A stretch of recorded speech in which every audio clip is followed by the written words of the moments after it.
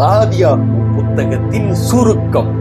ஆதியிலே தேவன் வானத்தையும் பூமியையும் சிருஷ்டித்தார்.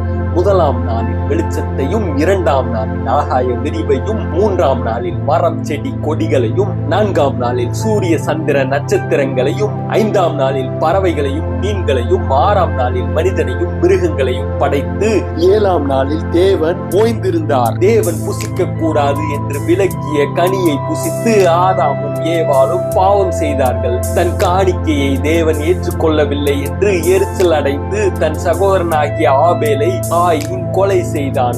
உலகம் சீர்கெட்டதினால் நோவாவின் காலத்தில் தேவன் உலகத்தை ஜலப்பிரளயத்தினால் அழித்தார். ஆபிரகாமை தேவன் தேர்ந்தெடுத்து, நான் உனக்கு காண்பிக்கும் தேசத்துக்கு போ, நான் உன்னை பெரிய ஜாதியாக்கி உன்னை ஆசீர்வதித்து உன் பெயரை பெருமைப்படுத்துவேன் என்றார். ஆபிரகாமின் 100ஆம் வயதில் ஈசாக்கு பிறந்தான். ஈசாக்கிற்கு இரட்டை குழந்தைகளாக ஏசாவும் யாக்கோபும் பிறந்தார்கள். யாக்கோபின் குமாரனான யோசேப்பின் மேல் பொறாமை கொண்ட அவனுடைய சகோதரர்கள் அவனை அடிமையாக விற்றார்கள். எகிப்திற்கு அடிமையாக சென்ற யோசேப்பு அந்நாட்டின் அதிபதியானான். பஞ்சத்தின் நாட்களில் யாக்கோபின் குடும்பம் எகிப்திற்கு யோசேப்பிடம் சென்றது. யோசேப்பு 110 வயதுள்ளவனாய் மரித்தான். அவனுக்கு கந்தவர்க்கம் விட்டு எகிப்து தேசத்தில் அவனை ஒரு பெட்டியிலே வைத்து வைத்தார்கள் என்ற மரண செய்தியோடு ஆதியாகமம் புத்தகம் நிறைவடைகிறது. ஆதியாகமம் புத்தகத்தை எழுதியவர் தேவனுடைய மனிதனாகிய மோசே ஆவார்.